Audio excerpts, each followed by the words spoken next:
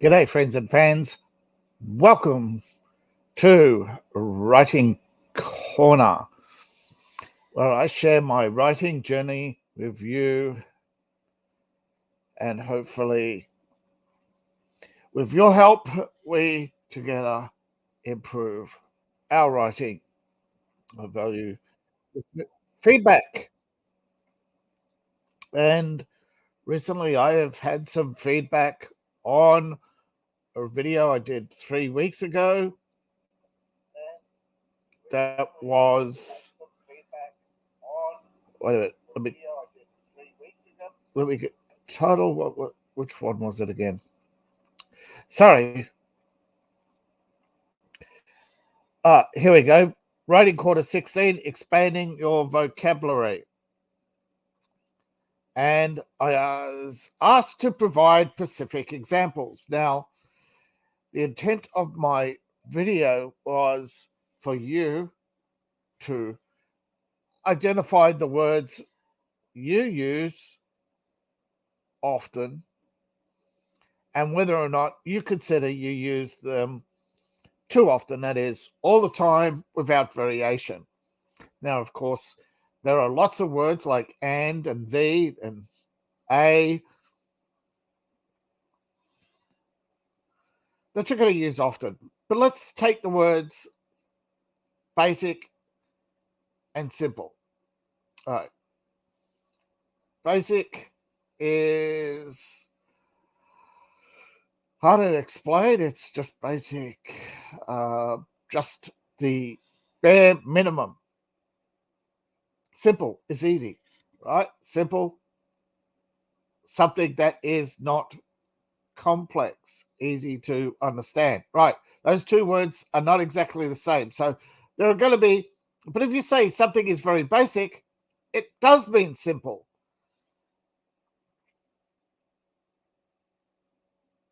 So the word very, of course, is an adverb. Though some books now refer to it calling it an intensifier or an adverbial phrase. Most adverbs end in ly, easy to identify. An adverb is something that adds to the meaning or expression or to show emphasis. Very is the most common used intensifier in the English language. Oh, I didn't even know that adverbs had clarifiers. There are things, well, those are adverbs that clarify the nuance.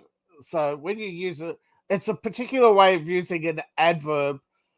So to show that something is simple, it's very simple as 1 + 1 = 2. That's very simple. So that is the actual proper term is something that is very simple is fundamental. That is, cannot be broken down very further. So I think the difference is you have to decide if you're going to use very with a description or be more creative. But of course, though it might help you get higher marks at school and university, when you're writing, it may raise your grade level. It may make translating your document harder. When a language is translated to English, you're not going to get variation. So don't judge too much, please. Just try to understand when you're doing your writing, do your style. You may have somebody who uses only basic English or basic grammar or basic whichever language they're speaking in. Or you may do a basic translation of the meanings of the words literally and not perhaps and use adverbs for nuance. Or you like, he's very noisy, isn't he? Somebody's not going to say all the time, oh, wow, he's rambunctious. Although, and in only some parts of the world will somebody use the word rowdy. Though it is an English word, it's not very widely used, and therefore when you're doing character dialogue, you're not going to use it. So when I was doing the writing corner previously on improving your vocabulary, I perhaps wasn't as nuanced as I wanted to be. So to give examples, that's what I've been asked to do. So I chose very because it is the most common overused word. And as to start, I found a long list of which I will not read out very long lists, but I'll go through some of them. Very noisy can be replaced with deafening, rambunctious, rowdy. Very often, frequently, regularly.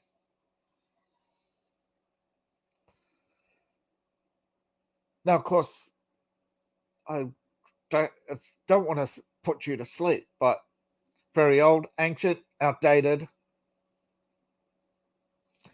very old-fashioned, archaic, dated, or ancient. Very open. Now this one, accessible, clear, or transparent. Now, very open. Is he open-minded? Is he emotionally vulnerable? Yeah, very open. Is he vulnerable emotionally?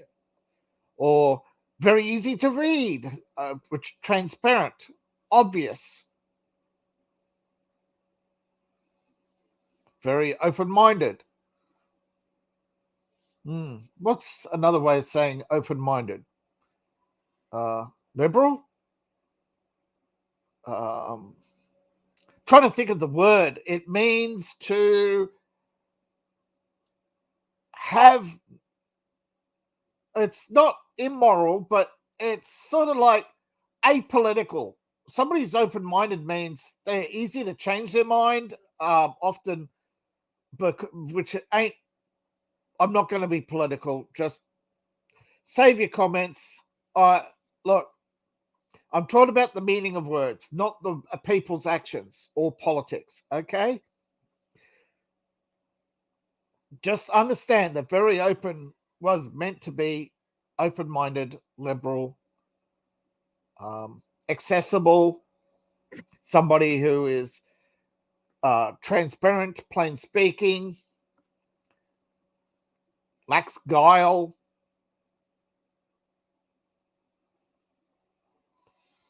Doesn't necessarily mean amoral, immoral, apolitical, or agnostic, but it can under certain circumstances. So very open is just one of those very open, broad statements. Very open, broad statements. That's another.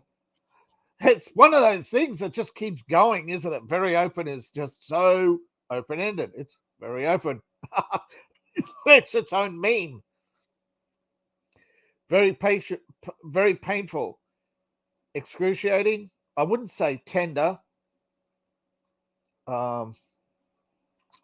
Excruciating or agonizing. Agony. Excruciating. Let's see. Annoying. Pain doesn't necessarily mean he's very painful. He's hard to put up with.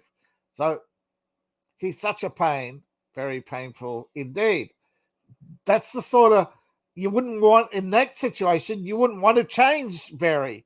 So you got to be very careful, scrupulous, open-minded. Well, just understand that if you have a character who's going to use very a lot, you don't vary the language. Sorry. Vary and vary. It's just vary and vary, it should be, but unfortunately, I think it's very, is it the Greek and the vari is the Latin, and so it's mispronounced as very, and it's stuck since? I don't know. But you have to, but when coming to variety of language, you have to be cautious that you're not producing a character whose language is constantly varied. And I'm trying to do it myself, and it's hard to vary the language so that each speaker is different from the other, and also trying to maintain consistency in that character. And I don't know. I hope I've succeeded. Somebody's going to fact check me and say, "No, you didn't." Well, there you go. Very pale, ashen. That's an archaic term, basically, for the particularly out of the period of time where there were various skin diseases that were common. Grayish skin was a thing. People suffering from very common, frequent, very common. Well, I did it myself, didn't I?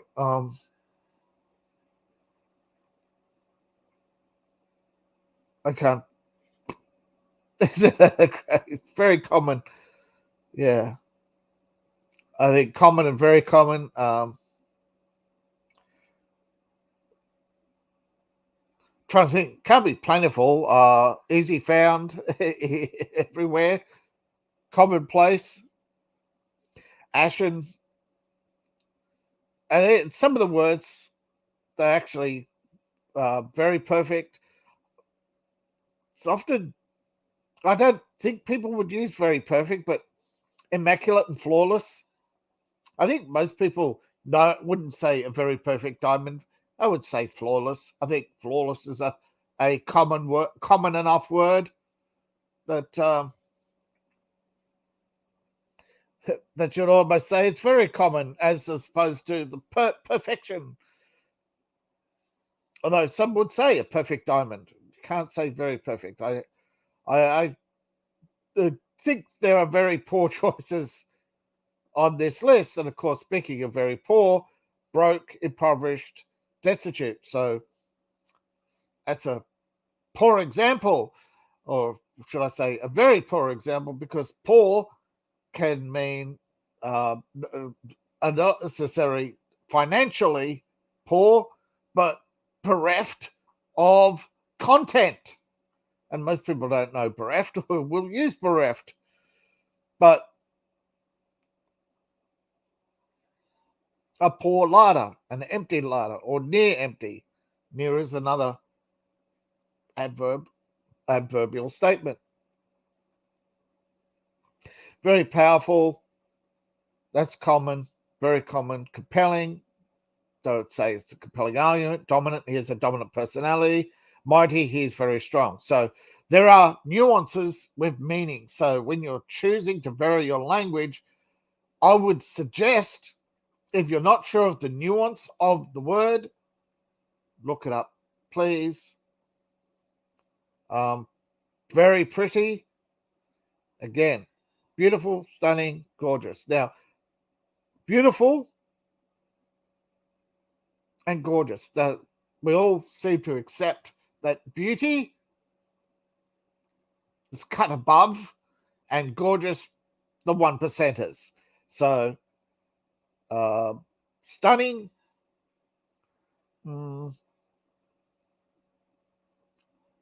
Stunning and brave, I guess, but it's just, I don't think it fits. But you'll get that if you do your own research. You'll get stunningly beautiful. Well, that's an adverb. See, stunning, quantifier, and it shouldn't be on the list, but you'll get that. Very quick, rapid, speedy, fast. Very quiet, hushed, reserved, soft-spoken, silent. Although silent means no noise and very quiet means almost no noise. So again, quiet, hushed. He spoke in hushed tones. What was I say? Whispered. So very rain, pouring, torrential. Yep. Very rich. Well, wealthy actually means rich. Affluent, is very rich. Well off, again, means rich. Well, very rich is affluent. Or, as I would say, a multi-billionaire. Ha! My character is not a multi-billionaire, he's a multi-trillionaire. With lots of digits. He owns planets. Come on. Catch up, Elon. Actually, sorry, I got Elon on the mind. I shouldn't bring up Elon Musk. Very sad. That's mournful, dejected, sorrowful. Again, those have nuances. Mournful, you're at a funeral. Dejected, your girlfriend just broke up with you. Sorrowful, you just got caught by your mum stealing from the cookie jar. Well, there you go. Very scared. Petrified and terrified. Now, petrified is to have motionless fear, and terrified is to have flight of terror-inspired flight. If you're terrified, you'll run away. If you're petrified, it means you're scared, and now too scared to run. That's actually fight or flight, where that's the in-between. Petrified, unable to fight or flee.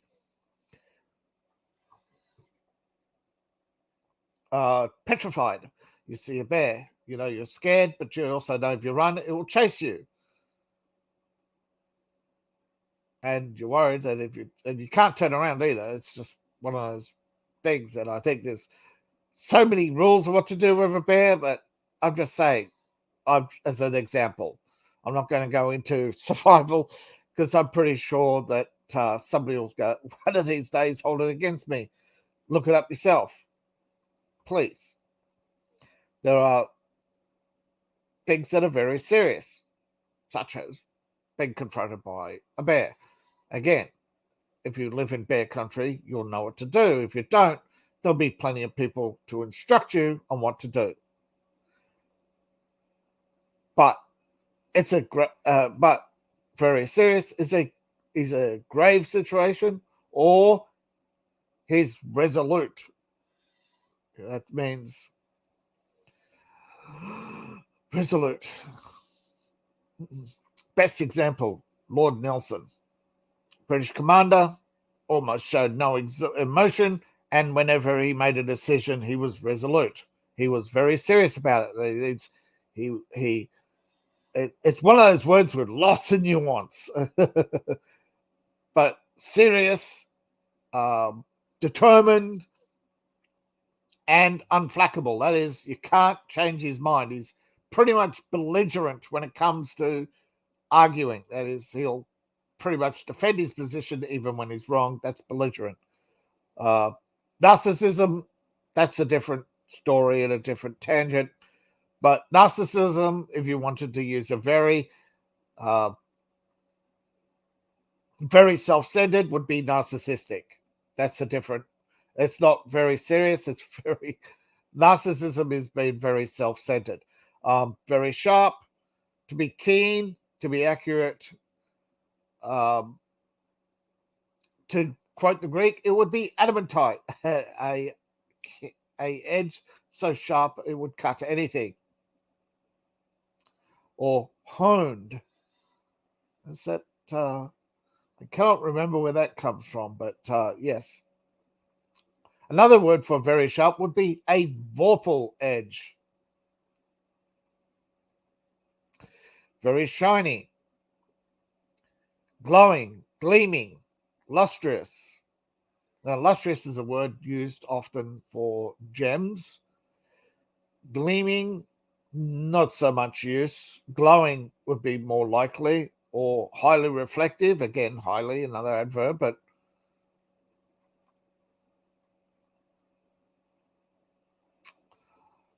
glowing, I would think. Gleaming would be more accurate, yes, because gleaming is reflecting, whereas glowing is the source. Nuance, people, nuance. Very, of course, this often comes up with when you're doing your grammar checks, a lot of them will tell you to be concise or precise or keep it brief. In other words, be very short, tiny, small, brief, precise, very shy, timid, bashful, sheepish. Each has its own. Timid as a mouse, bashful, easy to embarrass, bashful, a guy's first time, sheepish, a girl's first time, timid, a weak man surrounded by strong. Sorry, not timid, not weak. What's a better timid? Humble, does not project. Yes, that would be better.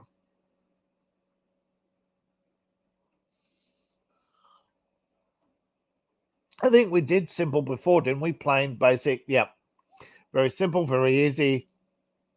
Plain, basic, very angry. Best one to be used would be furious or outraged. Irate is more like, you pissed me off, man. That's, very pissed off would be irate. Irate, outraged, furious. That's irate. I'm pissed off, which is irate. Then outraged. I want to speak to the manager. Furious. Poof. Where I'll find him myself. Very bad. Being furious and taking it out on customer support is awful. To stomp somebody when they're down is atrocious. To yell in a department store, I want to see the manager, should be considered unacceptable. All three examples of very bad behavior. Awful. Awful is a bad action. Atrocious is a criminal action. Unacceptable is breaking a social norm. There are nuances, and I hope I got those right. Very cute. Well, you got adorable, which is pretty much something that is beautiful and small. Cute. See, cuteness is size. That's why people say Grogu is cute. So Disney calls him the asset, but you can see why. Baby Yoda is small, therefore is cute.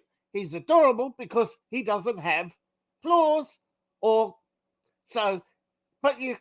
don't call him a Mary Sue because everybody instantly loves him, or a Gary Stew or whatever. No, let's all focus on all the other examples and ignore that one. That would be that would be irritating. Or making me mad, irate. But dainty, adorable. Adorable is what you would probably use for the feminine, and dainty would be for the masculine.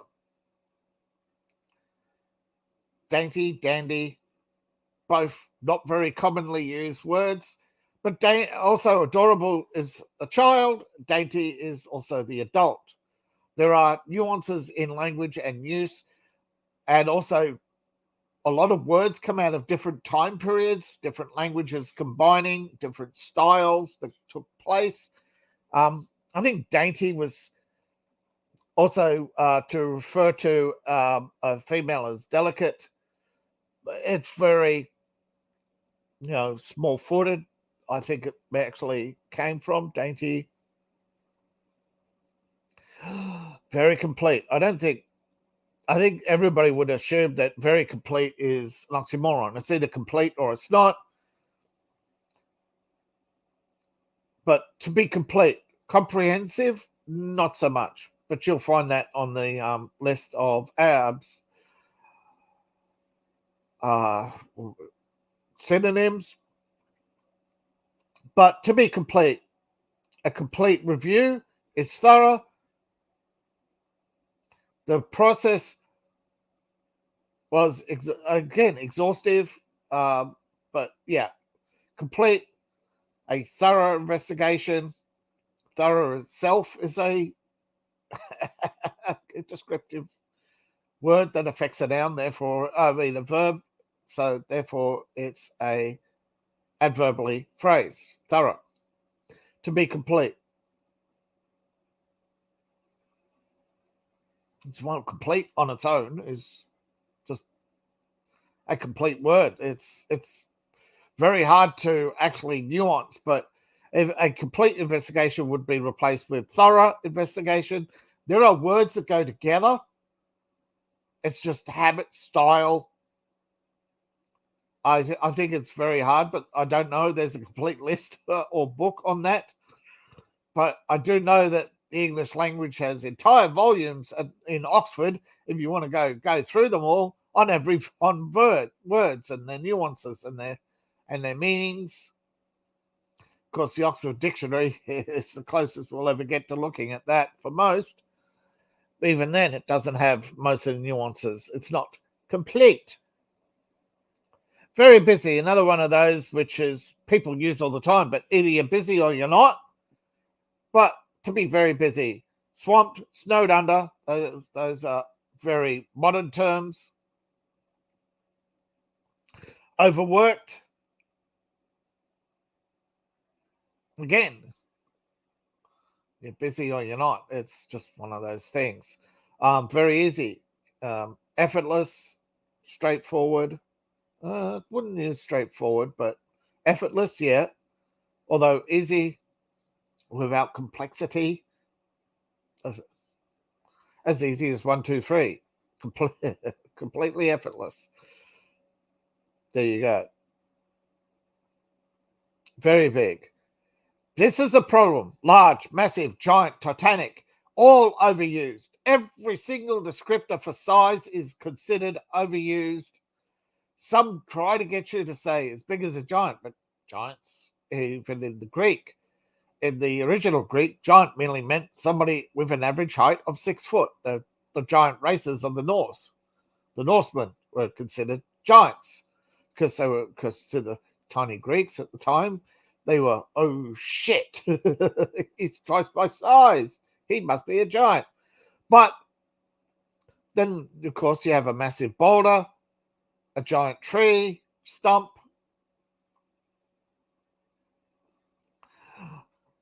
large muscles, massive chest. It seems to be one of those things that gets overused no matter what. Certain words go together better than others, I guess, but very big.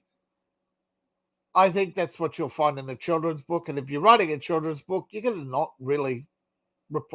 going to be using massive, giant. It's going to be big or very big, maybe giant. That's about it. Large, enormous rod is probably one of the most cliches in romance novels because they don't want to sound like a pornographic book, even though they are. They just don't use the proper terms, so they're considered art instead of pornography. Yet they're just as pornographic. Most people don't even see it. He blessed her flower with his enormous rod. They got it on, people, and you didn't even notice. Very dangerous. Precarious. Perilous. Or formidable. All with nuances. Amazing nuances. Although formidable would be more like a fortress, although he's a formidable foe means he could knock you down with he's a world champion at boxing. He's a formidable opponent. Precarious. precarious climb, precarious path. You talk about mountaineering.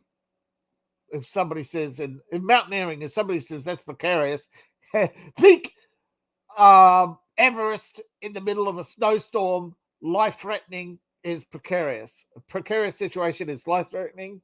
Perilous, you might fall over. You're in peril, you're in danger. Whereas precarious, you're in life-threatening danger. Now, when it comes to very,